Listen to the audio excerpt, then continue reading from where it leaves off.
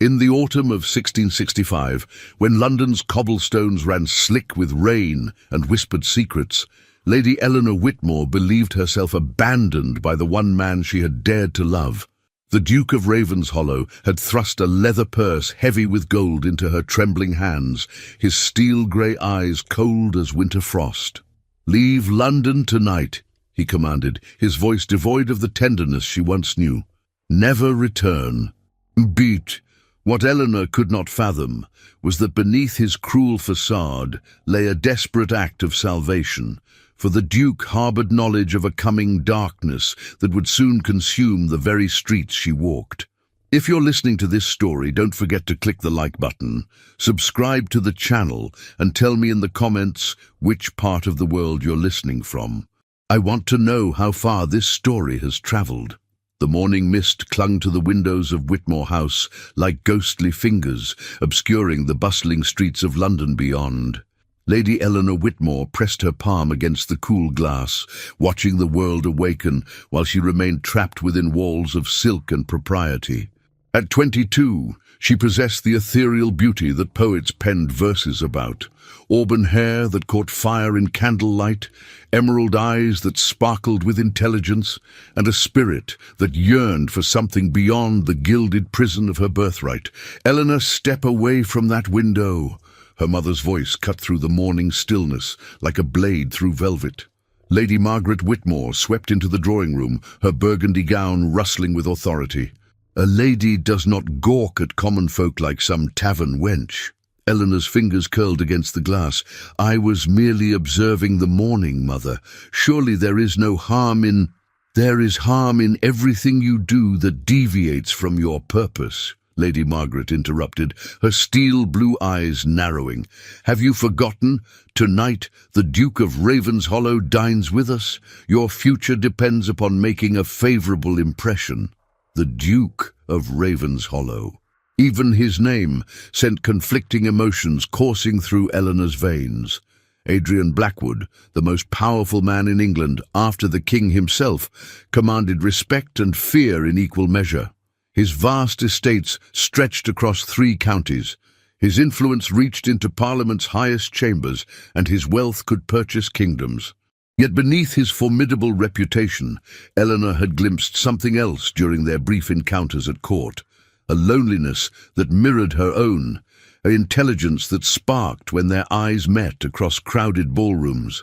"I understand my duty, Mother," Eleanor replied, though her heart hammered against her ribs like a caged bird. Lady Margaret's expression softened marginally. "This marriage will elevate our family beyond measure, child. The Whitmores have served the crown faithfully for generations, but we have never possessed true power. The Duke's proposal is a gift from Providence itself." Eleanor nodded dutifully, though privately she wondered if Providence truly intended for hearts to be bartered like commodities at market. She had spent countless nights dreaming of a different life, one where she might choose her own path, perhaps even find love that bloomed naturally rather than being arranged like flowers in a vase. The grandfather clock in the corner chimed 10 times, its deep resonance echoing through the house. Soon, the servants would begin preparations for the evening's dinner, polishing silver until it gleamed like starlight and arranging hothouse roses in crystal vases. Eleanor's lady's maid would spend hours arranging her hair into an elaborate coiffure, pinching her cheeks until they bloomed with colour, and lacing her into a gown designed to showcase her as a prize worthy of a duke's attention. "I shall retire to prepare," Eleanor murmured, curtsying slightly before gliding toward the door. "Eleanor," her mother called softly. When Eleanor turned, she saw something almost resembling tenderness in Lady Margaret's eyes. "The Duke is a good man, despite what society whispers about his stern nature. You could find happiness with him if you allow yourself to try." Eleanor's throat tightened. "And if I cannot?" Lady Margaret's mask of maternal concern slipped, revealing the calculating woman beneath. "Then you will learn to pretend, as every lady must. Happiness is a luxury, my dear. Security is a necessity." As Eleanor climbed the sweeping staircase to her chambers, her mother's words echoed in her mind: security over happiness, duty over desire. It was the anthem of her class, the price of privilege. Yet as she paused at her bedroom door, Eleanor found herself wondering what the Duke truly thought of their arrangement. Did he too feel the weight of expectation crushing his spirit? Or had years of wielding power taught him to view marriage as merely another transaction to be completed? The afternoon passed in a blur of preparation. Eleanor's maid, Sweet Mary, chattered nervously as she worked, her hands trembling slightly as she arranged Eleanor's hair. "His Grace is said to be the most handsome gentleman in all of England, my lady," Mary whispered conspiratorially, "though they do say he's got a temper fierce as a winter storm." Eleanor caught Mary's eye in the looking-glass. "What else do they say?" Mary's cheeks flushed pink. "Oh, my lady, I shouldn't repeat servants' gossip." "Please, Mary, I would know what manner of man I am to marry." Mary glanced toward the door, then leaned closer. "They say he's never loved a woman, my lady, that his heart is made of stone, cold as his castle up north, but—" She hesitated, biting her lower lip. "But what?" "But Mrs. Henderson, who works in his London house, she says she's seen him staring out his study window for hours, like he's searching for something he's lost, and once she found him reading poetry by candlelight, though he pretended to be reviewing ledgers when she entered." Eleanor's pulse quickened.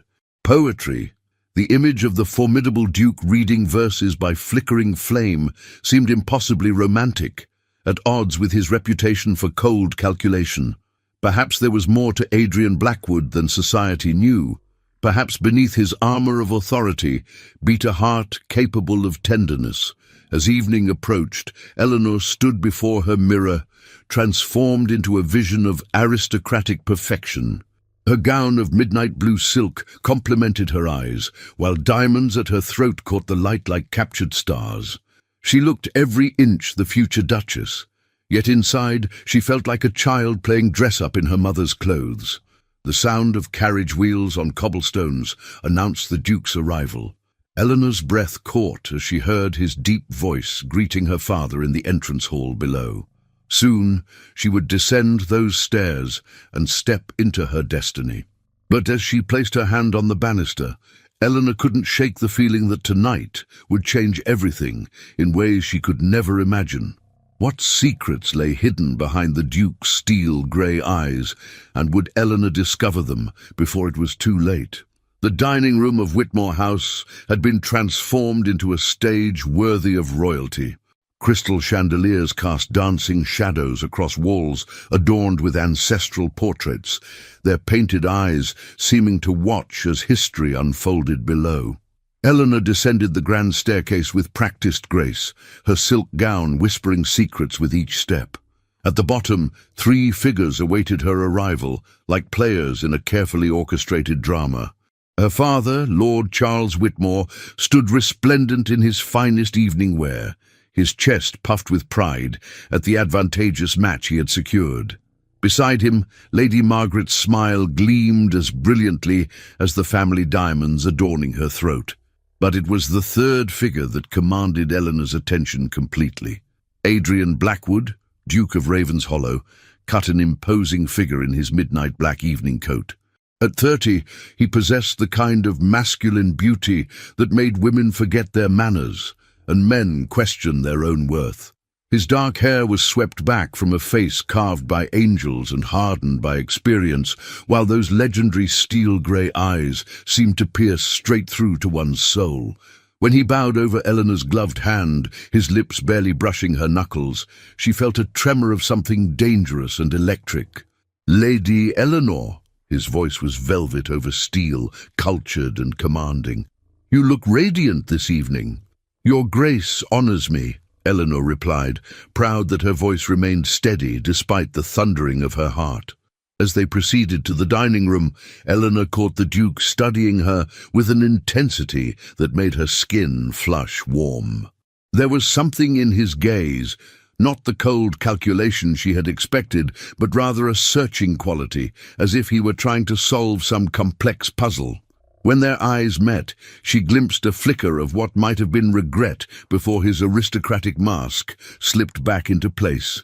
The dinner conversation flowed like fine wine, touching upon politics, literature, and the latest court gossip.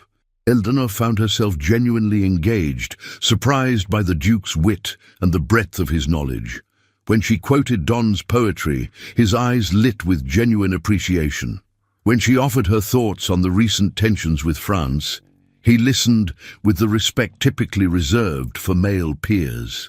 "You have an uncommonly sharp mind, Lady Eleanor," the Duke observed as the servants cleared the soup course. "Tell me, what are your thoughts on the new scientific discoveries being discussed at the Royal Society?" Eleanor's pulse quickened with excitement. Few men bothered to ask her opinion on such matters. "I find Mr. Hooke's work with microscopy fascinating, Your Grace. To think that entire worlds exist beyond what our eyes can perceive." "Indeed." Adrian leaned forward slightly, his attention completely focused on her. "I have recently acquired one of his instruments. Perhaps you would enjoy examining some specimens." The invitation hung in the air like a promise, intimate and thrilling. Eleanor felt her cheeks warm under his intense gaze. "I would be honored, Your Grace." Lady Margaret cleared her throat delicately. "How wonderful that you share such intellectual pursuits. A meeting of minds is surely the foundation of any successful union." The word union seemed to cast a shadow over the table. Eleanor watched as something shifted in the Duke's expression, a subtle hardening around his eyes. He reached for his wineglass with movements that seemed suddenly mechanical. "Indeed," he replied, his voice now carefully neutral. "A successful arrangement requires many considerations." Arrangement. The word stung more than Eleanor cared to admit. She had begun to hope that perhaps their marriage might bloom into something genuine, but his clinical terminology reminded her that this was, at its heart, a business transaction. As the evening progressed, Eleanor noticed subtle changes in the Duke's demeanor. He became increasingly distant, his responses growing shorter, his smiles failing to reach his eyes. When her father began discussing dowry arrangements and property settlements, Adrian's jaw tightened almost imperceptibly. "The Whitmore estates in Yorkshire border your northern holdings," Lord Charles was saying, spreading documents across the table with the enthusiasm of a merchant closing a profitable deal. "The marriage would consolidate a significant portion of the region under your influence." "Quite strategic," Adrian murmured, but Eleanor caught the distaste that flickered across his features. The final course arrived, delicate syllabub garnished with crystallized violets, but Eleanor found her appetite had vanished. The Duke's withdrawal felt like winter settling over what had promised to be spring. She watched him push the dessert around his plate, his thoughts clearly elsewhere. "Your Grace," she ventured softly, "have I said something to displease you?" His head snapped up, those grey eyes focusing on her with startling intensity. For a moment she saw something raw and unguarded in his expression, pain perhaps, or longing, but it vanished so quickly she wondered if she had imagined it. "Not at all, Lady Eleanor. You have been everything a gentleman could desire in a bride."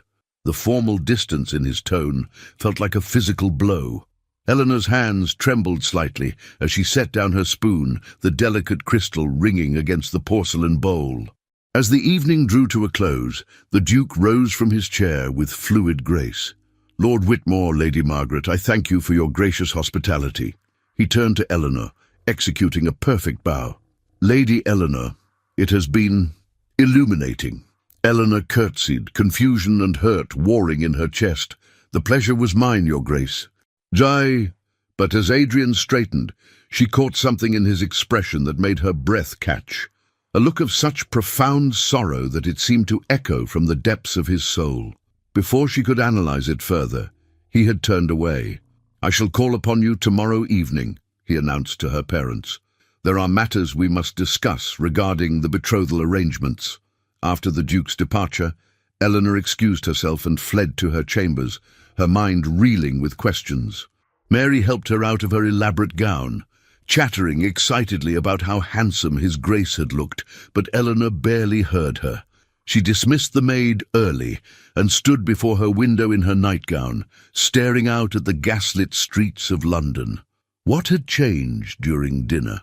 One moment, the Duke had seemed genuinely interested in her thoughts and opinions, his attention making her feel truly seen for perhaps the first time in her life. The next, he had retreated behind walls of aristocratic formality, treating her like a beautiful object to be acquired rather than a woman to be cherished.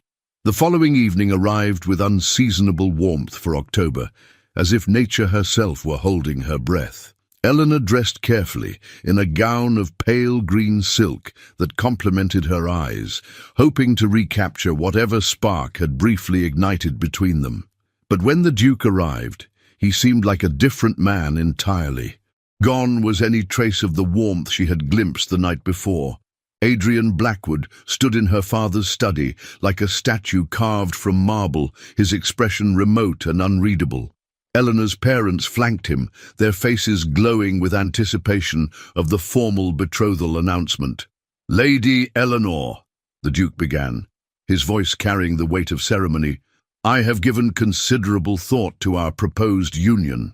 Eleanor's heart hammered against her ribs. Something in his tone warned her that whatever came next would shatter her world. "While you are undoubtedly a woman of exceptional beauty and accomplishment," Adrian continued, each word falling like stones into still water, "I find that we would not suit." The silence that followed was deafening. Eleanor felt the blood drain from her face as the meaning of his words sank in. He was rejecting her, publicly, formally, in front of her parents. "Your Grace," Lord Charles sputtered, his face flushing purple with shock and rage, "surely you cannot mean—" "I mean exactly what I have said." Adrian's voice cut through her father's protests like a blade. "Lady Eleanor deserves a husband who can offer her the devotion she merits. I am not that man." Eleanor found her voice at last, though it emerged as barely more than a whisper. "Have I done something to offend you, Your Grace?" For the briefest moment, Adrian's composure cracked, and she saw anguish flash across his features, but it was gone so quickly she might have imagined it. "You have done nothing wrong, Lady Eleanor. The fault lies entirely with me." He reached into his coat and withdrew a leather purse heavy with gold coins. "Please accept this as compensation for any inconvenience my change of heart may have caused." The purse landed on her father's desk with a dull thud that seemed to echo through Eleanor's very soul. Payment. He was paying her off like a dismissed servant. Lady Margaret gasped audibly, her hand flying to her throat. "Your Grace, this is highly irregular. Nevertheless, it is my decision." Adrian's tone brooked no argument. He turned to Eleanor one final time, and she could have sworn she saw his hands tremble slightly. "I wish you every happiness, Lady Eleanor. You deserve nothing less." With that he strode from the room, leaving Eleanor standing amid the wreckage of her future. The sound of his carriage wheels on cobblestones seemed to mock her as he disappeared into the London night. The aftermath was swift and brutal. Within hours, news of the Duke's rejection had spread through London's social circles like wildfire. Eleanor became the subject of whispered conversations and pitying glances. Some speculated about hidden scandals, others about secret inadequacies. The woman who had been the envy of every unmarried lady in England was now an object of curiosity and gossip. Her mother took to her bed with a case of nervous vapours, while her father raged about damaged reputations and lost opportunities. Eleanor bore it all with outward dignity, but inside she felt as though something vital had been torn from her chest. 3 days after the rejection, as Eleanor sat in her morning room, trying to lose herself in a book of poetry, Mary burst in with tears streaming down her face. "Oh, my lady," the maid sobbed, "I've just heard the most dreadful news from the market." Eleanor set aside her book, alarmed by Mary's distress. "What is it? What's happened?" "It's the plague, my lady," Mary whispered, as if speaking the word too loudly might summon the disease itself. "They say it's already claimed dozens of lives in the poorer districts. The physicians are saying it could spread throughout the city within weeks." Eleanor's blood turned to ice. The plague, the same disease that had devastated London decades before, claiming thousands of lives without regard for rank or station. If Mary's information was correct, then everyone in the city was in mortal danger. But as the full implications sank in, a terrible thought began to form in Eleanor's mind. The Duke's sudden rejection, his insistence that she deserved better, the way he had looked at her with such profound sadness. What if it hadn't been about her at all?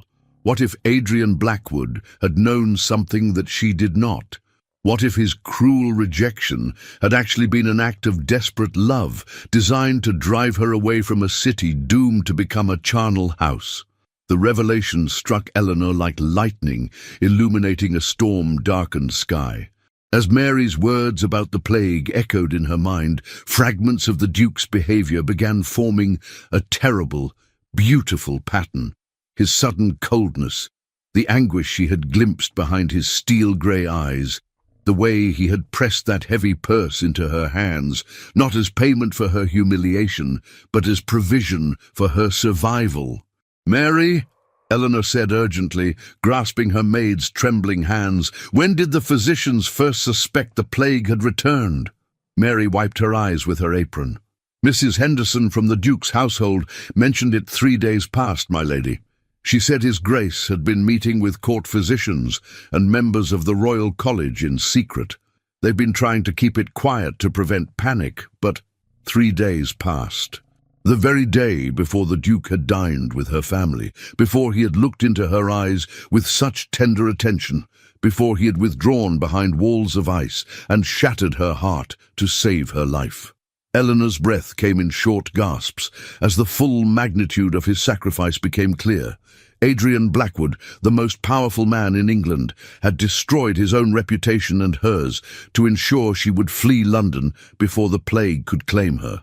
He had made himself appear cruel and capricious, knowing that society would blame him rather than her for the broken betrothal. "Pack my things immediately," Eleanor commanded, rising with sudden purpose. "Only the essentials. We leave for Aunt Agatha's estate within the hour." Mary's eyes widened. "But my lady, your parents, will understand when they learn the truth." Eleanor was already moving toward her writing desk, her mind racing with plans. "Send word to the stables to prepare the fastest carriage. And Mary, tell no one of our true destination." Lady Agatha Pemberton, Eleanor's father's sister, had always been the family's most scandalous member. Widowed young and left with a substantial fortune, she had chosen to live independently in the countryside near Bath, surrounding herself with artists, writers, and free-thinking intellectuals rather than remarrying as society expected. Eleanor's parents tolerated Agatha's eccentricities because her late husband's wealth made her too valuable to alienate completely. The journey to Pemberton Manor took 2 days through autumn countryside painted in shades of gold and crimson. As London's smoke-stained skyline disappeared behind them, Eleanor felt as though she were shedding an old skin.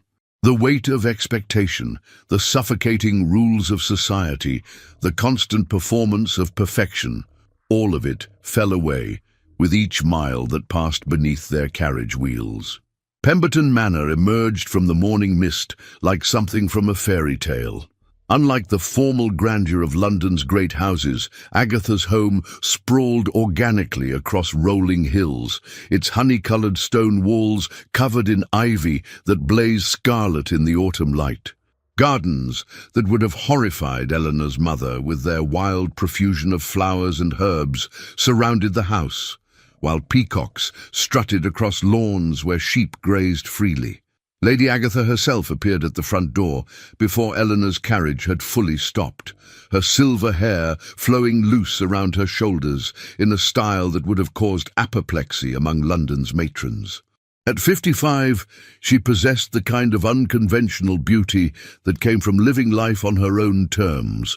Laugh lines around intelligent hazel eyes, sun-touched skin that spoke of hours spent in her gardens, and an energy that seemed to crackle in the air around her. "Eleanor, my darling girl!" Agatha swept her niece into an embrace that smelled of lavender and paint. What a delightful surprise, though I suspect this visit is not entirely social given the shadows under your eyes. Within hours, Eleanor found herself ensconced in Agatha's cosy sitting room, a cup of chamomile tea warming her hands as she poured out the entire story. Her aunt listened without interruption, her expression growing more thoughtful with each revelation.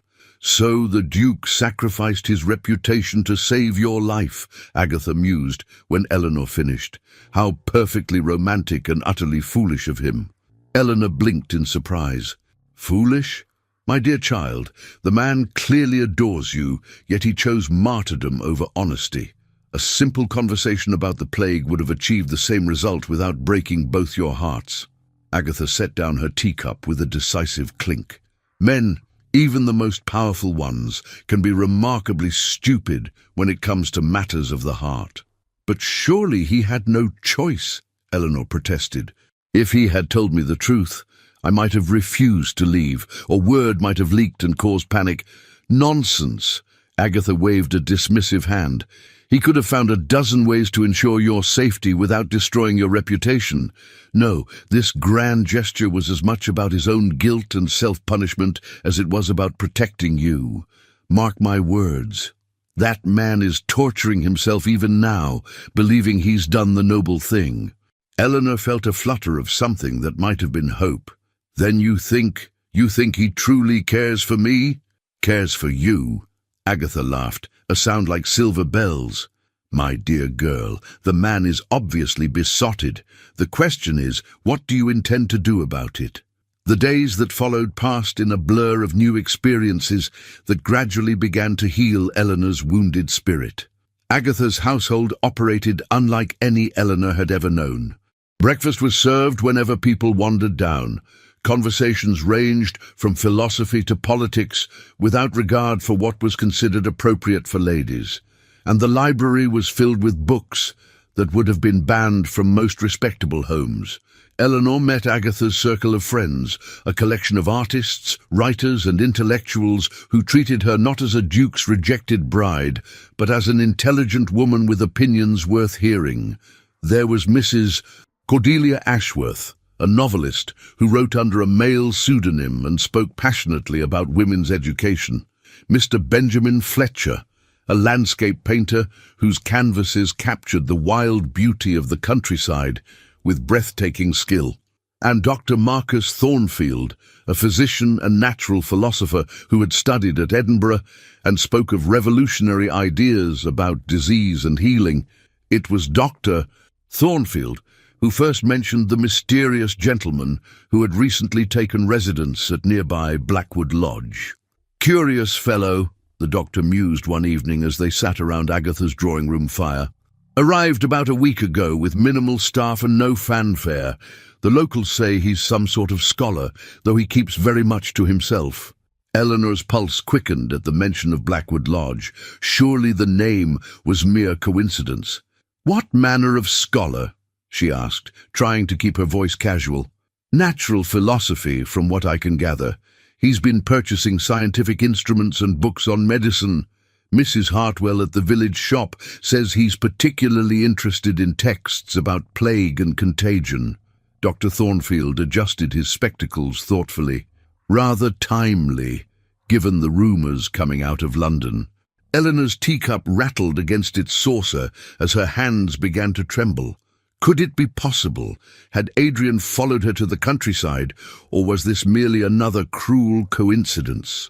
"Perhaps we should call upon this mysterious scholar," Agatha suggested with a knowing glint in her eye. "It's only neighbourly after all." "Oh, I don't think—" Eleanor began, but her aunt cut her off with a wave. "Nonsense. Tomorrow afternoon we shall pay a social visit to Blackwood Lodge. I'm quite curious about this reclusive gentleman myself."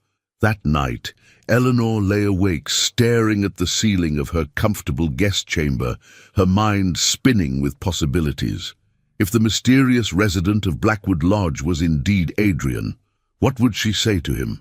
How could she face the man who had broken her heart to save her life? And more importantly, what did his presence here mean?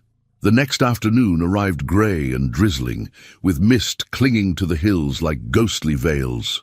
Eleanor dressed carefully in a walking dress of deep blue wool, her hands shaking slightly as Mary arranged her hair in a simple but elegant style.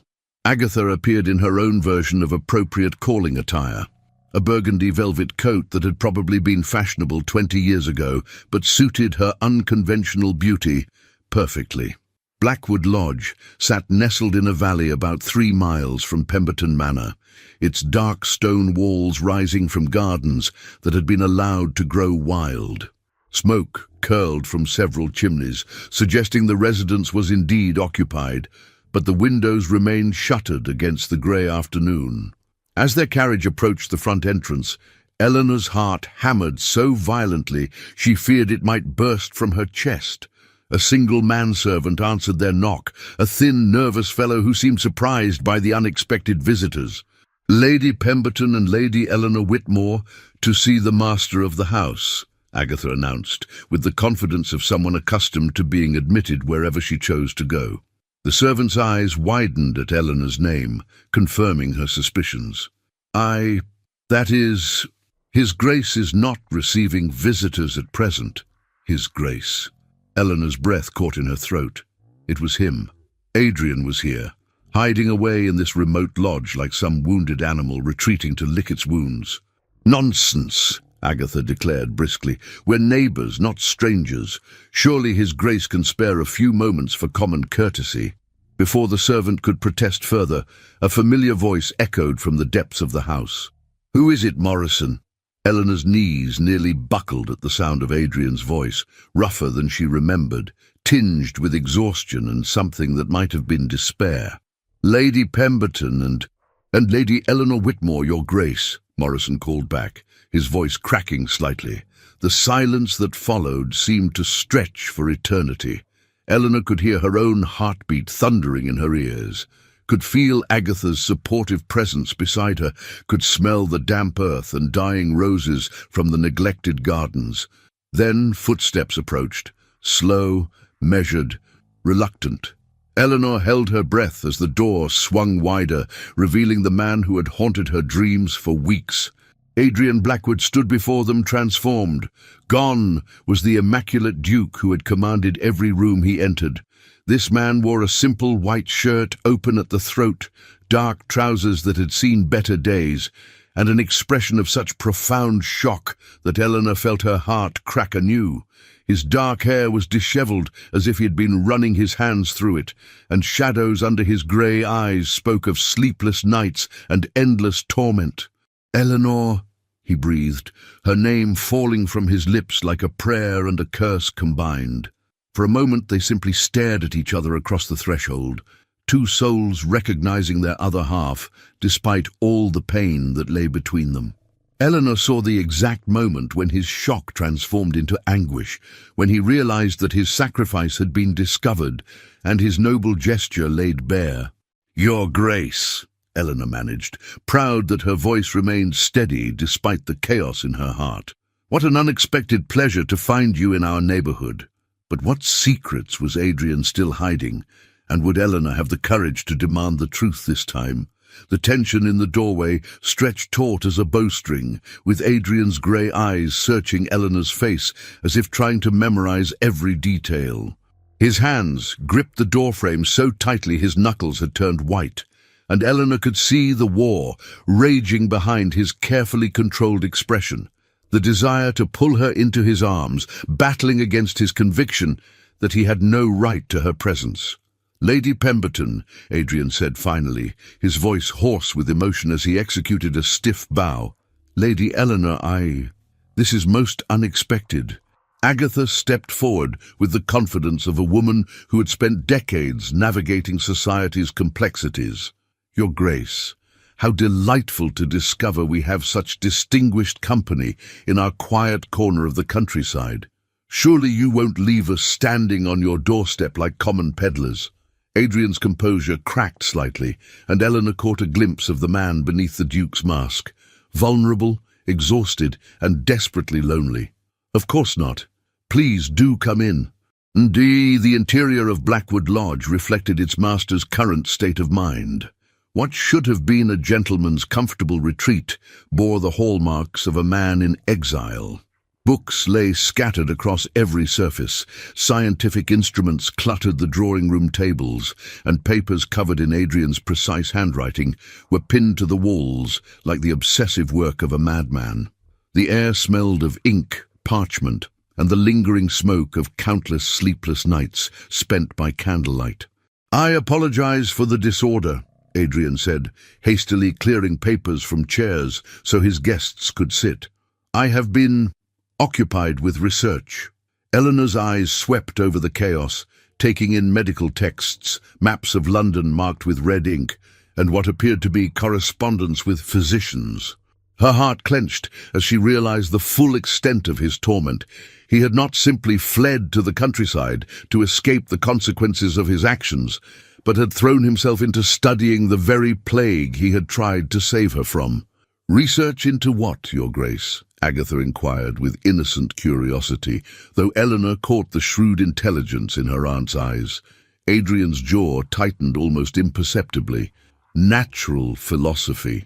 The behavior of diseases, their patterns of transmission."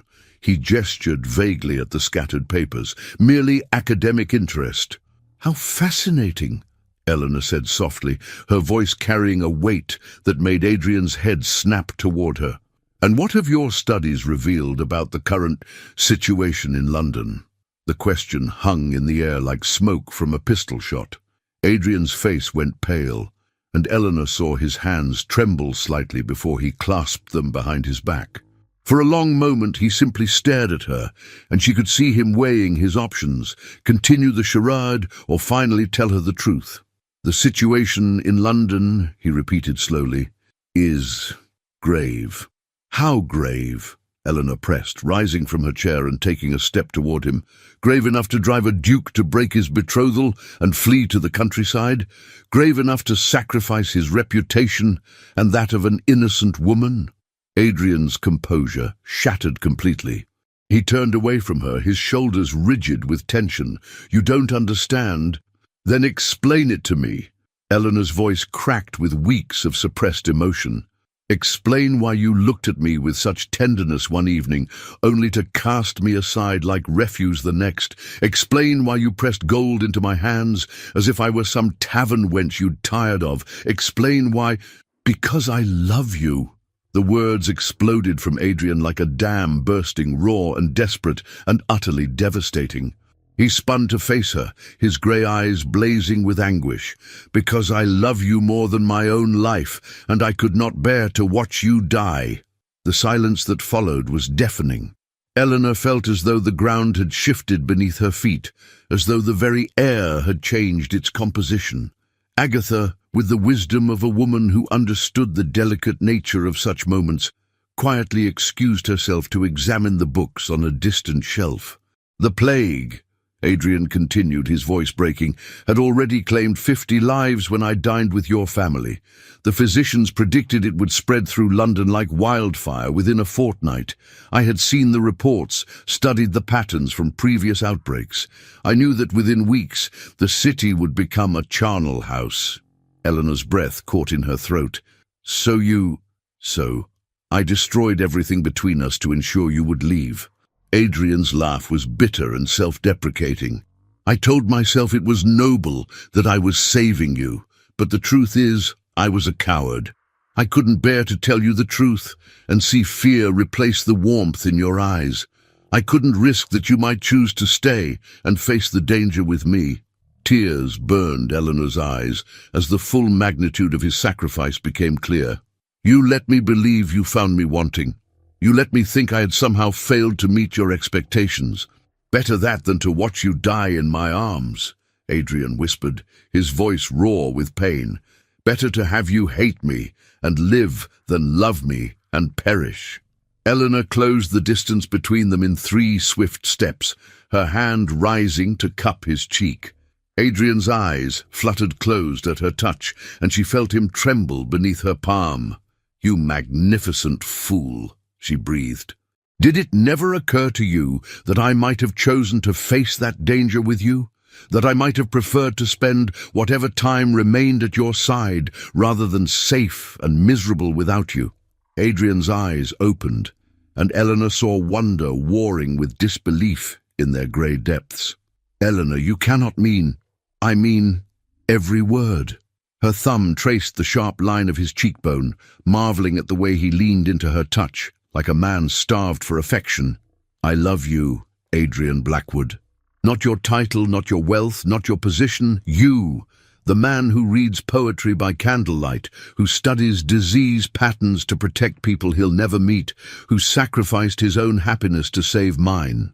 For a heartbeat, Adrian simply stared at her as if she were a vision that might vanish at any moment. Then, with a sound that was half sob, half prayer, he pulled her into his arms and kissed her with the desperate passion of a man who had thought himself lost forever. The kiss was everything Eleanor had dreamed of and more, tender yet fierce, reverent yet hungry, filled with weeks of suppressed longing, and the sweet relief of truth finally spoken. When they finally broke apart, both were breathing hard, their foreheads pressed together as if they could merge their very souls. "Marry me," Adrian whispered against her lips, "not because of duty or arrangement, but because I cannot imagine drawing another breath without you beside me." "Yes," Eleanor breathed, her heart soaring like a bird released from its cage. "Yes, 1,000 times yes." From across the room, Agatha's delighted laughter rang out like silver bells. "Well, it's about time. I was beginning to think I'd have to lock you both in a closet until you came to your senses." The next few hours passed in a blur of joy and planning. Adrian explained that he had been monitoring the plague's progress from afar, using his network of contacts to track its spread and coordinate relief efforts. The disease had indeed ravaged London as he had predicted, claiming thousands of lives before finally beginning to abate as winter's cold slowed its transmission. "I've been working with physicians to establish better quarantine procedures," Adrian explained as they sat together on the settee, Eleanor's hand clasped firmly in his. "And funding research into the disease's causes. If we can understand how it spreads, perhaps we can prevent future outbreaks." Eleanor's heart swelled with pride at his dedication to protecting others, even while he suffered in exile. "You've been fighting the plague from here, haven't you? Even while believing you'd lost everything that mattered." Adrian's grip on her hand tightened. "Not everything. I still had the knowledge that you were safe. That had to be enough." As evening approached, Agatha insisted that Adrian join them for dinner at Pemberton Manor. "We have much to celebrate," she declared, "and I refuse to let you skulk about this dreary lodge like some Gothic villain when you could be properly courting my niece." The transformation in Adrian was remarkable. Gone was the haunted, exhausted man who had answered the door that afternoon. In his place sat the Duke of Ravenshollow, in all his magnificent glory, but now Eleanor could see the man beneath the title, the tender heart that beat behind the aristocratic facade. Over dinner, surrounded by Agatha's eclectic circle of friends, Eleanor watched Adrian come alive in ways she had never seen before. He debated philosophy with Mrs. Ashworth, discussed artistic technique with Mr. Fletcher, and engaged in passionate conversation about medical advances with Dr. Thornfield. This was the man she had glimpsed during their first dinner together, brilliant, passionate, fully engaged with the world around him. "You know," Dr. Thornfield mused over the final course, "there's to be a grand assembly in Bath next week. The first major social gathering since the plague began to recede. Perhaps it's time for certain members of our party to make their return to society." Eleanor felt Adrian tense beside her, and she squeezed his hand reassuringly. "What do you think?" she asked softly. "Are you ready to face the world again?" Adrian's grey eyes met hers, and she saw determination replacing the shadows that had haunted them for so long. "With you beside me, I believe I can face anything." The assembly in Bath proved to be exactly the stage they needed for their triumphant return. Eleanor entered the grand ballroom on Adrian's arm, her head held high despite the whispers that followed in their wake. She wore a gown of midnight blue silk that complemented her eyes, while diamonds at her throat caught the light like captured stars. But it was the radiant happiness in her expression that truly made her beautiful. Adrian, resplendent in his formal evening wear, commanded the room's attention with his mere presence. But tonight there was something different about him. A warmth in his eyes, a genuine smile that transformed his entire countenance. When he looked at Eleanor, the love between them was so palpable that even the most cynical observers found themselves moved. The evening's most dramatic moment came when Lord Sterling Thorne, a pompous nobleman who had long resented Adrian's influence, approached them with obvious malicious intent. "Your Grace," Sterling drawled, his voice carrying across the nearby conversations. "How unexpected to see you in society again. I had heard you were quite unwell after your recent disappointment." Eleanor felt Adrian's arm tense beneath her hand, but his voice remained perfectly controlled. "Lord Thorne, I trust you've been well during these trying times." Sterling's eyes glittered with spite. "Indeed, though I confess myself puzzled by your presence here tonight. Surely a man who breaks his word so publicly should have the grace to remain in retirement." A hush fell over the nearby guests as they sensed the confrontation brewing. Eleanor felt her own temper flare at the insult to Adrian's honor, but before she could speak, Adrian stepped forward with the quiet confidence of a man who had nothing left to hide. "You speak of broken words, Lord Thorne," Adrian said, his voice carrying clearly through the suddenly silent ballroom. "But sometimes a man must break one promise to keep a greater one. I promised Lady Eleanor's father that I would marry her, but I had already promised God that I would protect her with my life. When those promises came into conflict, I chose love over duty." The crowd stirred with murmurs of surprise and intrigue. Eleanor's heart swelled with pride at Adrian's public declaration, his willingness to expose his vulnerability for all to see. "How very romantic," Sterling sneered. "Though I wonder what Lady Eleanor thinks of being cast aside like yesterday's newspaper, only to be taken up again when convenient." Before Adrian could respond, Eleanor stepped forward, her voice ringing with quiet authority. "Lord Thorne, I think you misunderstand the situation entirely. His Grace did not cast me aside. He saved my life. And now, if you'll excuse us, I believe my fiancé has promised me the next dance." The word fiancé rippled through the crowd like wildfire. Eleanor smiled brilliantly as Adrian led her onto the dance floor, leaving Sterling gaping in their wake. As they moved together in perfect harmony, Eleanor could feel the shift in the room's atmosphere, from scandal and gossip to admiration and romance. "That was magnificently done," Adrian murmured as they waltzed, his eyes never leaving her face. "Though I fear we've just created an entirely new scandal." Eleanor laughed, the sound bright and joyful. "Let them talk. We know the truth, and that's all that matters." As the evening drew to a close, Eleanor found herself surrounded by well-wishers and curious society matrons eager to hear the romantic tale of the Duke who sacrificed everything for love. But through it all, her eyes kept returning to Adrian, who watched her with such adoration that she felt as though she might float away on pure happiness. But as they prepared to leave the assembly, Eleanor noticed a familiar figure lurking near the entrance, a woman whose presence would soon test everything they had rebuilt together. What new challenge awaited them, and would their love prove strong enough to weather whatever storm was coming? The familiar figure by the entrance materialized into sharp focus as Eleanor and Adrian approached the ballroom's grand doors. Lady Charlotte Ashford stood poised like a predator, her golden hair arranged in elaborate curls that caught the chandelier's light, her emerald gown cut to display her considerable assets to maximum advantage. At 24, Charlotte possessed the kind of calculated beauty that came from years of careful cultivation, every gesture practiced, every expression designed for effect. Eleanor's blood chilled as memories flooded back. Charlotte had been her closest friend during their debut season, the daughter of an earl who had always harboured ambitions above her station. More troubling still, Charlotte had made no secret of her fascination with the Duke of Ravenshollow, often speaking of him with a possessive hunger that had made Eleanor uncomfortable even then. "Eleanor, darling!" Charlotte's voice rang out with false sweetness as she glided toward them, her silk skirts rustling like serpent scales.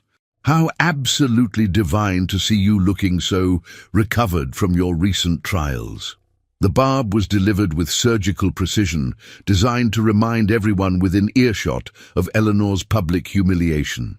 But Eleanor had learned much during her weeks at Pemberton Manor, and she met Charlotte's attack with serene composure. "Charlotte, what a surprise!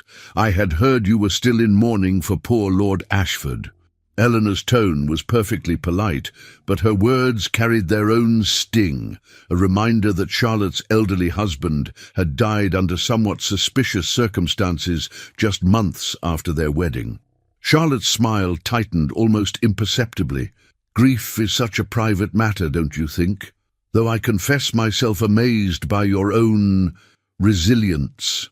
To appear in public so soon after such a devastating rejection, and with the very man who caused your disgrace. How remarkably bold of you." Adrian stepped forward, his presence radiating controlled danger. "Lady Ashford, I believe you misunderstand the situation entirely. Lady Eleanor was never disgraced, merely temporarily separated from her intended by circumstances beyond our control." "Oh, but your grace," Charlotte purred, moving closer with predatory grace. "Surely you cannot expect society to believe such a romantic fiction. We all witnessed your very public rejection of poor Eleanor. The entire ton spoke of nothing else for weeks." Eleanor felt Adrian's arm tense beneath her hand, but she squeezed gently, silently communicating her confidence in their bond. She had faced down worse than Charlotte Ashford's petty jealousy. "Indeed they did," Eleanor replied smoothly. "How fortunate that society's attention span is so brief. Already tonight I've heard far more interest in our engagement than in any past misunderstandings." Charlotte's eyes flashed with genuine anger at being so neatly outmaneuvered. "Engagement? How sudden! One might almost think it born of desperation rather than affection."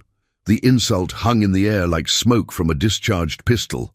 Around them, other guests had begun to notice the tension, conversations dying as curious eyes turned toward the unfolding drama. Eleanor could feel the weight of their attention, the hungry anticipation of scandal that always lurked beneath society's polished surface. But before either Eleanor or Adrian could respond, an unexpected voice cut through the tension like a blade through silk. "Lady Ashford." The voice belonged to Mrs. Cordelia Ashworth, who had appeared at Eleanor's shoulder with the quiet authority of a woman accustomed to command. "How interesting to encounter you here. I was just speaking with Lord Pemberton about your late husband's unusual will. Such fascinating reading, particularly the clauses regarding his suspicions about your fidelity." Charlotte's face went white as parchment. The threat was subtle but unmistakable.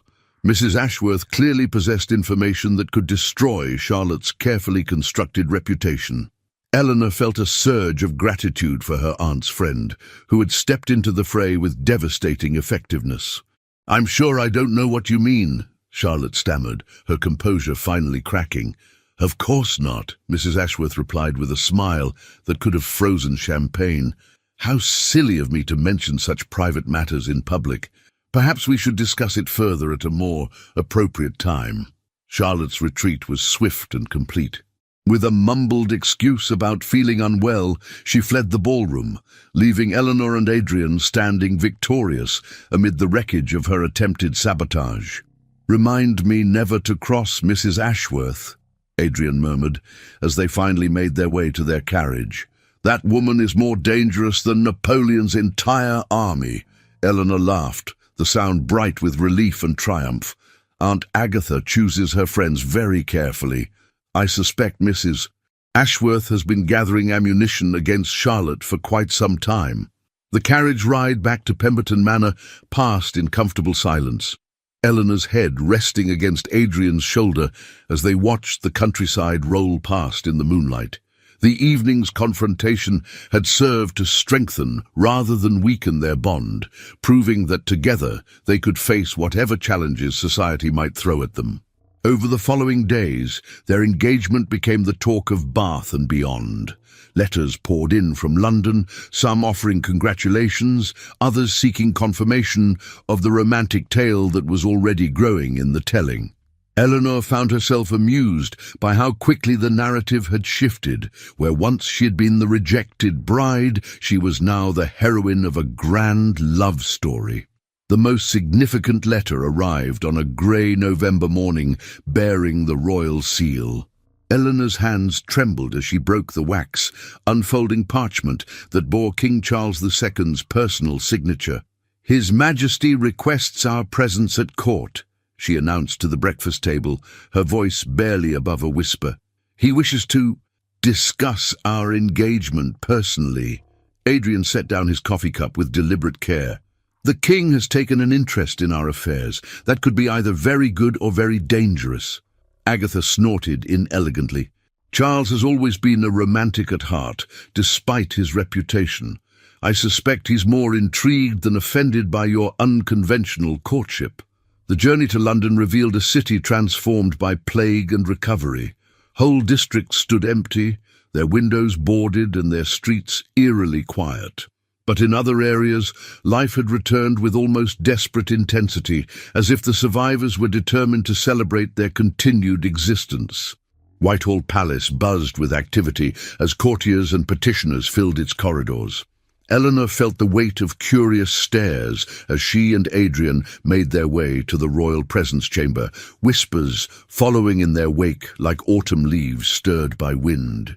King Charles II received them in his private study, a surprisingly intimate space filled with books, scientific instruments, and the comfortable clutter of a man who valued learning above ceremony. At 35, the king possessed the dark, sardonic handsomeness that had made him legendary among the ladies of his court, but his eyes held the wisdom of a man who had survived exile, civil war, and the constant threat of assassination. "Your Grace, Lady Eleanor." The king rose from behind his desk with fluid grace. "How delightful to see you both looking so reconciled." Eleanor curtsied deeply while Adrian bowed, both acutely aware that their future hung in the balance of this royal audience. "Your Majesty honors us with your attention," Adrian replied carefully. Charles waved a dismissive hand. "Nonsense. You've provided the court with its most entertaining gossip in months. A duke who breaks his betrothal to save his beloved from plague, then wins her back through grand romantic gestures. It's better than any play at Drury Lane." Eleanor felt a flutter of hope at the king's amused tone, but she knew better than to relax completely. Charles II was notorious for his unpredictable moods and Byzantine political calculations. "I confess myself curious about the details," the king continued, settling back in his chair with the air of a man preparing to enjoy a good story. "The official reports speak of plague prevention and public safety, but I suspect there's more to the tale." Tut! For the next hour, Eleanor and Adrian found themselves recounting their story in detail, from their first meeting through the painful separation to their joyful reunion. The king listened with genuine interest, occasionally asking pointed questions that revealed his sharp intelligence and political acumen. "Fascinating," Charles mused when they finished. "You sacrificed your reputation to save her life. Then she risked her own reputation to reclaim your love. It's positively biblical in its symmetry." "Your Majesty is most kind," Eleanor ventured, uncertain whether the comparison was meant as praise or criticism. "Kind?" Charles laughed, the sound rich with genuine amusement. "My dear Lady Eleanor, I'm many things, but kind is rarely among them. No, I'm impressed. In an age of arranged marriages and political alliances, you've managed to find something increasingly rare, genuine love."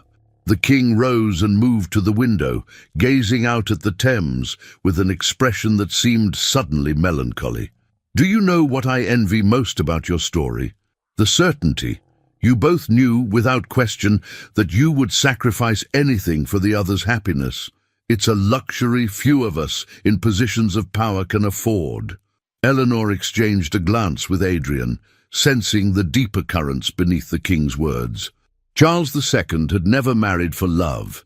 His various liaisons dictated by politics, convenience, or simple physical attraction. For all his power and privilege, he had never experienced the kind of transformative love that had brought Eleanor and Adrian together. "Your Majesty," Adrian said quietly, "love is not a luxury, but a choice. Even those in positions of great responsibility can choose to honor the heart alongside duty." Charles turned from the window, his dark eyes studying Adrian with new interest. "Spoken like a man who has learned to balance both." "Very well, Your Grace, Lady Eleanor. You have my blessing for your marriage, and more than that, you have my protection. Let any who would question your union remember that the crown itself has sanctioned this love story." The royal blessing transformed everything. Within days of their return to Bath, Eleanor found herself inundated with invitations and congratulations from the very people who had whispered about her disgrace just weeks before. The power of royal approval was absolute in their world, washing away scandal as surely as rain cleansed the air.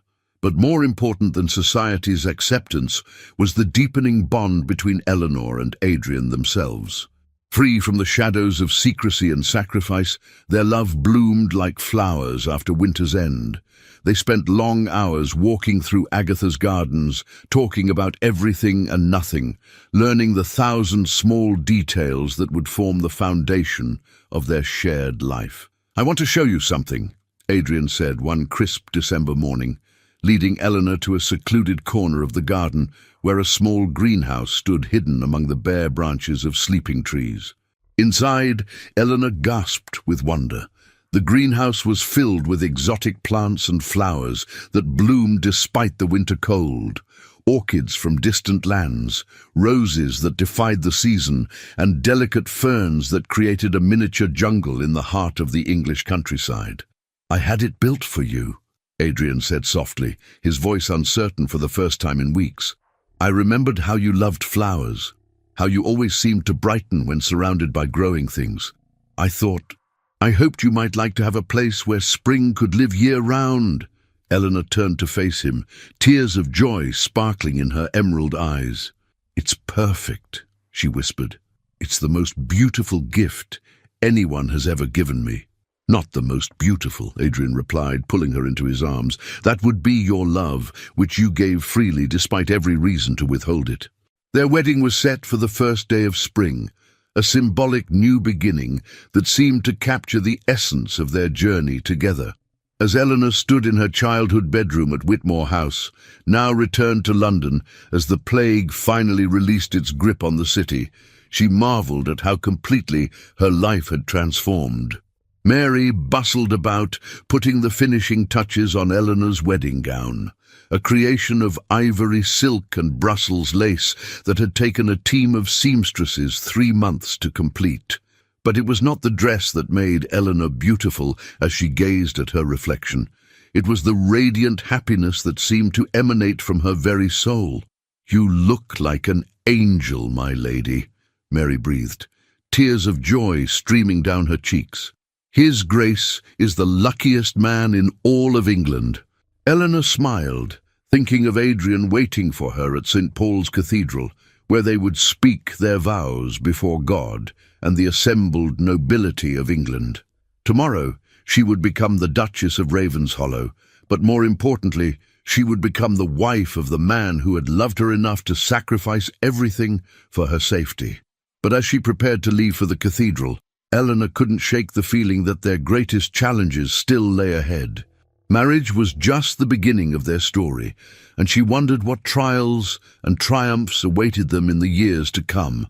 Would their love prove strong enough to weather whatever storms the future might bring, and what legacy would they build together in the shadow of the crown? 6 months after their wedding, Eleanor stood at the tall windows of Ravenshollow Castle, watching the Yorkshire moors stretch endlessly toward the horizon. The ancient fortress that had intimidated her during her first visit now felt like home, its grey stone walls warmed by love and laughter. Spring had transformed the harsh landscape into a tapestry of green and gold, with wildflowers carpeting the hills like nature's own celebration. The Duchess of Ravenshollow, she still marvelled at the title, had discovered that marriage to Adrian was everything she had dreamed and more. Their love had not diminished with familiarity, but had deepened into something richer and more complex, like wine that improved with age. They had learned each other's rhythms, the small intimacies that bound two souls together, how Adrian's eyes crinkled when he truly smiled, how Eleanor hummed unconsciously when she was content, the way they could communicate entire conversations with a single glance across a crowded room. "Your Grace?" The voice belonged to Mrs. Hartwell, the castle's housekeeper, a formidable woman who had served the Blackwood family for 30 years. "The delegation from the Royal College of Physicians has arrived." Eleanor turned from the window, smoothing her morning dress of deep blue wool. "Thank you, Mrs. Hartwell. Please show them to the library. His Grace and I will join them shortly." The past months had seen Adrian throw himself into his plague research with renewed vigor, using his wealth and influence to fund studies that might prevent future outbreaks. Ravenshollow Castle had become an unlikely centre of medical learning, with physicians and natural philosophers arriving regularly to share their findings and debate new theories. Eleanor found Adrian in his study, bent over correspondence from London.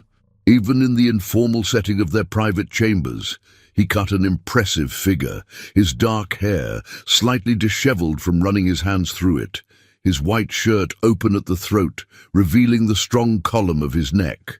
The sight of him still made her pulse quicken, even after months of marriage.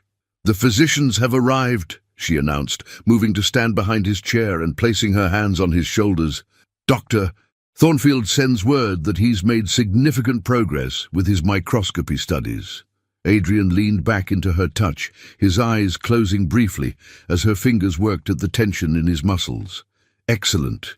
If we can understand how the disease spreads at the smallest level, we might develop better prevention methods."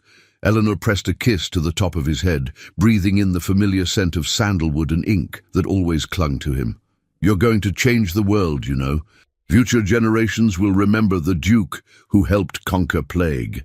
"We're going to change the world," Adrian corrected, catching her hand and bringing it to his lips. "Your insights have been invaluable to the research. Dr. Thornfield specifically mentioned how your observations about disease patterns in different social classes helped refine his theories." It was true.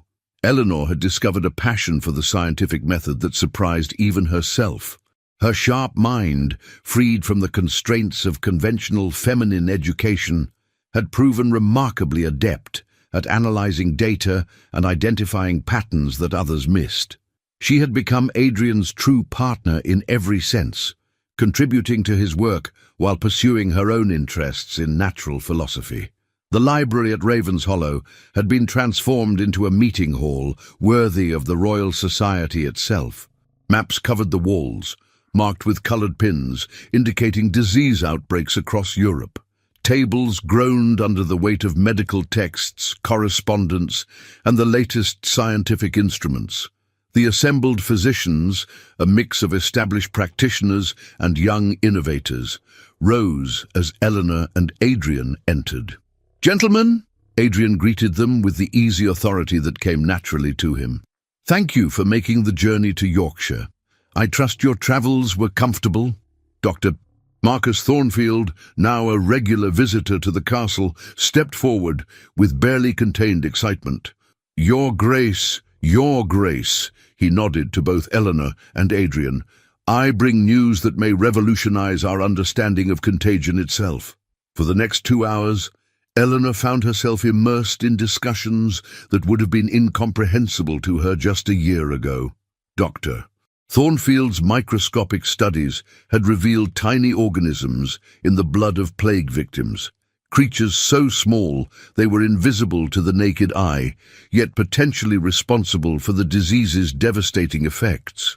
If these animalcules, as Van Leeuwenhoek calls them, are indeed the cause of plague, Eleanor interjected during a pause in the discussion, then our focus should shift from treating symptoms to preventing their transmission, perhaps through improved sanitation and isolation procedures. The room fell silent as the assembled physicians considered her words. Eleanor felt a familiar flutter of nervousness. Even among this progressive group, a woman's scientific opinions were still viewed with skepticism by some. Dr. William Harvey, an elderly physician from Cambridge, stroked his beard thoughtfully. The Duchess raises an intriguing point. If we accept that disease is caused by these microscopic creatures rather than miasma or divine punishment, then prevention becomes a matter of blocking their transmission. Precisely, Adrian said, his voice carrying a note of pride that made Eleanor's heart swell. My wife has proposed establishing a network of isolation hospitals, staffed by trained physicians and supplied with the latest medical equipment. The cost would be substantial, but the potential to save lives would be immeasurable. Dr. Thornfield finished, his eyes bright with enthusiasm. Your Grace, if you could secure funding for such an undertaking, it would represent the greatest advance in public health since the Roman aqueducts. As the meeting continued, Eleanor found her attention drifting to the larger implications of their work. They were not merely studying disease, but challenging the very foundations of how society understood illness and healing. It was revolutionary work, the kind that could reshape the world for generations to come. The afternoon brought unexpected visitors in the form of Eleanor's parents, who arrived at Ravenshollow in a state of barely controlled agitation.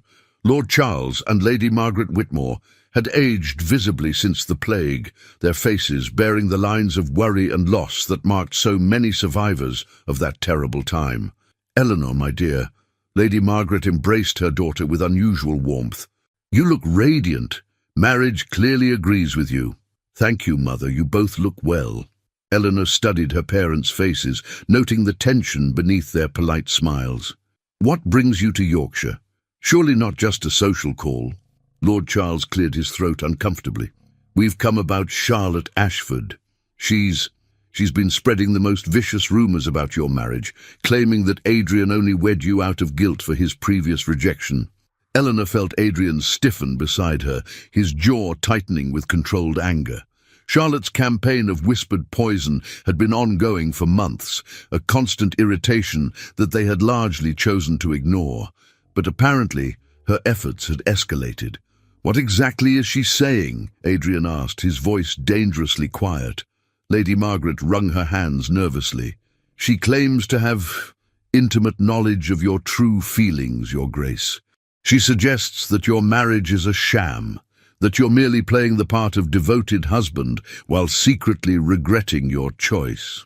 Eleanor felt a surge of protective fury on Adrian's behalf. Charlotte's jealousy had clearly festered into something truly malicious, threatening not just their reputation, but their happiness itself.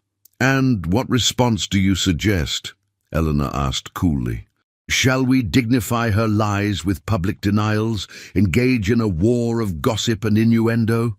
Actually, Adrian said slowly, a smile beginning to play at the corners of his mouth, I have a better idea. What if we gave society something so compelling to discuss that Charlotte's petty rumours became irrelevant? Eleanor raised an eyebrow, intrigued by the calculating gleam in her husband's eyes. What did you have in mind? A grand ball, here at Ravenshollow. We'll invite everyone who matters, the nobility, the physicians, the natural philosophers, even the king himself if he'll come. We'll showcase our research, demonstrate the importance of our work, and let our genuine happiness speak for itself. The idea was audacious, brilliant, and perfectly suited to Adrian's strategic mind. A grand ball at Ravenshollow would serve multiple purposes. It would demonstrate their united front against Charlotte's rumours, provide a platform for their scientific work, and establish Eleanor firmly as the Duchess of Ravenshollow in the eyes of society. It's perfect, Eleanor breathed, her mind already racing with possibilities. We could arrange demonstrations of the new medical equipment, perhaps even invite some of the patients who've recovered, using our improved treatments. Lord Charles looked sceptical. The expense would be enormous, and there's always the risk that Charlotte might attend and cause a scene. Let her come, Adrian said with quiet confidence. I rather hope she does. It will give us the opportunity to address her lies directly, in front of witnesses who matter. The next month passed in a whirlwind of preparation. Ravenshollow Castle was transformed from a comfortable family home into a showcase worthy of royalty. The great hall was cleared and polished until its ancient stones gleamed, while the gardens were manicured to perfection. Eleanor threw herself into the planning with the same intensity she brought to her scientific work, coordinating everything from the menu to the musical entertainment. The guest list read like a who's who of English society. Nobles, physicians, natural philosophers, and court officials all accepted their invitations with enthusiasm. Even King Charles II sent word that he would attend, bringing with him a select group of courtiers and his personal physician. 3 days before the ball, Eleanor received an unexpected letter that made her blood run cold. Charlotte Ashford had not only accepted their invitation, but had written to announce her intention to make a significant revelation during the evening's festivities. She's planning something, Eleanor told Adrian as they walked through the castle gardens in the fading light of evening. Charlotte doesn't make empty threats. Adrian's arm tightened around her waist. Whatever she's planning, we'll face it together. Our love is real, Eleanor. No amount of lies or manipulation can change that. Eleanor leaned into his strength, drawing comfort from his unwavering confidence. I know, but I can't help wondering what weapon she thinks she possesses. Charlotte is many things, but she's not stupid. She wouldn't risk public humiliation unless she believed she had something devastating to reveal. The night of the ball arrived with unseasonable warmth for early autumn, as if nature herself were blessing their endeavor. Eleanor stood before her mirror as Mary put the finishing touches on her appearance, marveling at the transformation. Her gown was a masterpiece of midnight blue silk embroidered with silver threads that caught the light like captured starlight. Diamonds glittered at her throat and wrists, the Ravenshollow family jewels that had been worn by duchesses for generations. You look like a queen, Your Grace, Mary whispered, tears of pride shining in her eyes. His Grace won't be able to take his eyes off you. Eleanor smiled, thinking of Adrian waiting for her in the great hall. Whatever challenges the evening might bring, she would face them as the Duchess of Ravenshollow, secure in the knowledge that she had found her place in the world at last. The great hall of Ravenshollow Castle had been transformed into a glittering wonderland.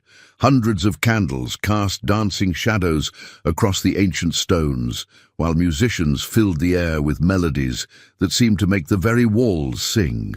The cream of English society mingled beneath banners bearing the Blackwood coat of arms, their conversations creating a symphony of cultured voices and gentle laughter. Eleanor descended the grand staircase on Adrian's arm, feeling like a princess from a fairy tale. The assembled guests turned to watch their entrance, and she heard the collective intake of breath that greeted their appearance. They made a striking couple, Adrian magnificent in his formal black evening wear, Eleanor radiant in her midnight blue gown, both of them glowing with the unmistakable happiness of true love. King Charles II himself stepped forward to greet them, resplendent in cloth of gold that emphasized his dark handsomeness. "Your Graces," he said with genuine warmth, "you have outdone yourselves. This gathering rivals anything at Versailles." "Your Majesty honors us with your presence," Eleanor replied, curtsying deeply. "We hope the evening will prove both entertaining and enlightening." The king's eyes twinkled with amusement. "I have no doubt it will be memorable. I understand there may be some dramatic revelations before the night is through." Eleanor felt Adrian tense beside her, but his voice remained perfectly controlled. "Your Majesty is remarkably well informed. We can only hope that truth will prevail over malice." "Do," As the evening progressed, Eleanor found herself in her element, moving gracefully between groups of guests, discussing everything from the latest scientific discoveries to court gossip. The demonstrations of medical equipment were received with fascination, and several prominent physicians expressed interest in funding further research. But throughout it all, Eleanor remained acutely aware of Charlotte Ashford's presence. The widow had arrived fashionably late, dressed in a gown of emerald green that complemented her golden hair and pale skin. She moved through the crowd like a predator stalking prey, her smile never quite reaching her calculating eyes. The confrontation came, as Eleanor had known it would, during the evening's musical entertainment. As a renowned soprano performed an aria from the latest Italian opera, Charlotte rose from her seat and moved to the center of the hall with the confidence of someone who held all the cards. "Your Majesties, your Graces, distinguished guests," Charlotte's voice carried clearly through the sudden silence. "I hope you will forgive the interruption, but I feel compelled to share some information that may be of interest to this assembled company." Eleanor felt her heart begin to race, but she kept her expression serene as all eyes turned toward Charlotte. Whatever revelation was coming, she would meet it with dignity. "We have all heard the romantic tale of the Duke and Duchess of Ravenshollow," Charlotte continued, her voice dripping with false sweetness. "A love story for the ages, we're told, but I wonder, how romantic would it seem if you knew the truth about their courtship?" The hall was so quiet that Eleanor could hear her own heartbeat thundering in her ears. Beside her, Adrian's hand found hers, his fingers intertwining with her own in a gesture of solidarity. "You see," Charlotte went on, clearly savoring her moment of power, "I have in my possession certain letters that reveal the Duke's true feelings about his marriage. Letters that speak not of love, but of duty and pity." Eleanor's blood turned to ice. Letters? What letters could Charlotte possibly possess? But even as the question formed in her mind, she saw the answer in Adrian's suddenly pale face. He knew exactly what Charlotte was talking about. "Perhaps His Grace would care to explain," Charlotte purred, producing a folded piece of parchment from her reticule, "why he wrote to his closest friend describing his bride as a burden I must bear for the sake of honor." The words hit Eleanor like physical blows, each syllable driving deeper into her heart. Around them, the assembled guests stirred with shock and fascination, the romantic fairy tale crumbling before their eyes.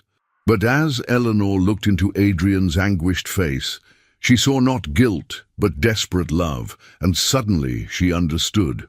Whatever those letters contained, whatever words Charlotte was about to read, they had been written during the darkest period of Adrian's self-imposed exile, when he had believed himself unworthy of love and happiness. "Read them," Eleanor said clearly, her voice carrying through the stunned silence. "Read every word, Lady Ashford. Let this company hear exactly what my husband wrote during the worst period of his life." Charlotte's eyes widened with surprise at Eleanor's unexpected response. But she recovered quickly, unfolding the letter with theatrical flourish. "My dear Pemberton," she began, her voice ringing with triumph, "I write to you from the depths of despair, knowing that I have destroyed the one thing in this world that brought me joy. Eleanor Whitmore was everything I could have desired in a wife, intelligent, beautiful, kind, yet I cast her aside like refuse. Now I am trapped by honor into marrying her, knowing that she can never truly forgive my cruelty. She will be a burden I must bear for the sake of honor, a constant reminder of my own unworthiness. I pray that time will dull the pain of knowing I have ruined both our lives in my cowardice." The silence that followed was deafening. Eleanor could feel the weight of hundreds of eyes upon her, waiting to see how she would respond to this public humiliation. But instead of shame or anger, she felt only a profound sadness for the man who had tortured himself with such self-loathing. "Is that all?" Eleanor asked calmly, stepping forward to face Charlotte directly. "Is that the great revelation that was supposed to destroy our marriage?" Charlotte's confidence wavered slightly. Surely you cannot dismiss such evidence of his true feelings. Evidence of his feelings 6 months ago, Eleanor interrupted, her voice growing stronger with each word. Evidence of a man so consumed with guilt and self-hatred that he could not believe himself worthy of love. Evidence of the very pain that brought us together in the end. She turned to face the assembled guests, her chin raised with quiet dignity. Yes, my husband wrote those words. During the darkest period of his life, when he believed he had destroyed everything good between us, but those words do not represent the truth of our marriage. They represent the lies he told himself when he thought love was beyond his reach. Eleanor moved to Adrian's side, taking his hand in both of hers. The man who wrote that letter was broken, consumed with guilt over choices he made to save my life. The man I married is whole, healed by the power of forgiveness and the courage to accept love when it was offered freely. She looked directly at Charlotte, her emerald eyes blazing with quiet fire. You thought to shame us with evidence of past pain, but instead you have given us the opportunity to show this company what true love looks like. Not the fairy tale romance of poets, but the real, difficult, transformative love that can heal even the deepest wounds. The hall erupted in applause, the sound washing over Eleanor like a benediction. She saw tears in many eyes, including those of King Charles himself, who stepped forward with obvious emotion. "Your Grace," the king said, his voice thick with feeling, "you have just demonstrated why love stories like yours become legend, not because they are perfect, but because they are true." Charlotte stood frozen in the center of the hall, her moment of triumph transformed into crushing defeat. The letter that was supposed to destroy Eleanor had instead become a testament to the power of redemption and forgiveness. With a strangled sob, she fled the hall, leaving behind only the echo of her humiliation. As the evening drew to a close, Eleanor found herself surrounded by well-wishers and admirers, but her attention remained focused on Adrian. He had been quiet since Charlotte's revelation, his face shadowed with old pain despite their public triumph. "Walk with me," she whispered, leading him out onto the castle's battlements where they could be alone beneath the star-filled sky. "I'm sorry," Adrian said finally, his voice raw with emotion.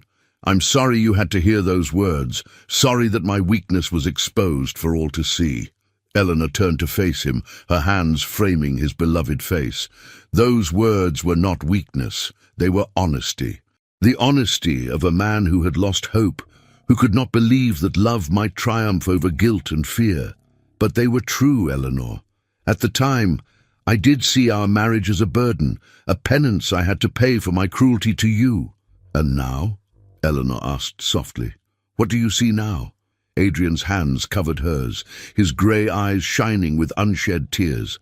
"Now I see the greatest gift I have ever received. A love so pure and generous that it transformed my very soul.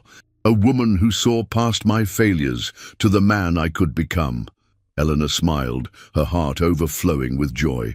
Then Charlotte's revelation was a blessing in disguise. It allowed us to show the world, and ourselves, just how far we've traveled from those dark days.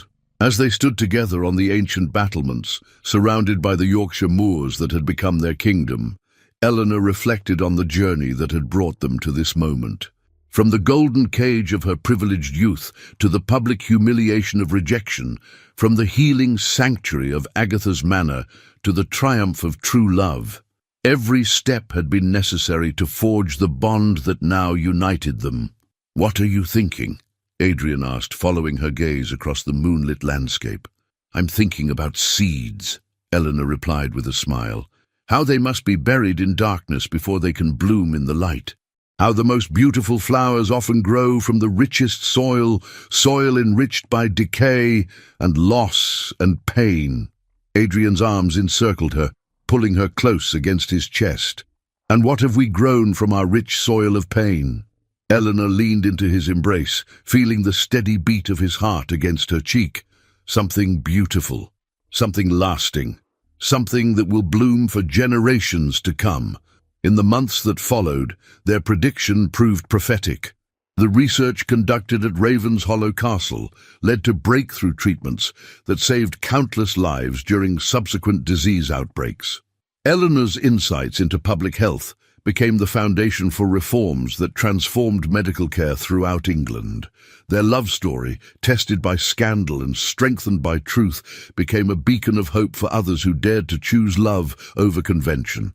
But perhaps most importantly, they had learned that true happiness came not from avoiding life's storms, but from weathering them together, hand in hand, heart to heart, until the sun broke through the clouds and revealed the rainbow that had been waiting all along. As Eleanor stood once again at the windows of Ravenshollow Castle, now heavy with their first child, she smiled at the sight of Adrian in the gardens below, tending to the roses they had planted together. Their love had indeed bloomed where it was planted, growing stronger and more beautiful with each passing season, a testament to the power of choosing hope over fear, forgiveness over resentment, and love over everything else the world might offer. The Duke had paid her to leave the city and never return, secretly saving her from a plague he knew was coming. But in the end, it was Eleanor who had saved them both, not from disease, but from the far more dangerous plague of loneliness that had threatened to consume their hearts forever. If this tale of love conquering all has touched your heart, I invite you to share it with others who believe in the power of true love. Subscribe to hear more stories of courage, sacrifice, and the triumph of the human spirit. And please, leave a comment telling me which moment in Eleanor and Adrian's journey moved you most. I read every single one and treasure your thoughts. Until our next story together, may you find the courage to choose love, even when the world seems determined to tear it apart.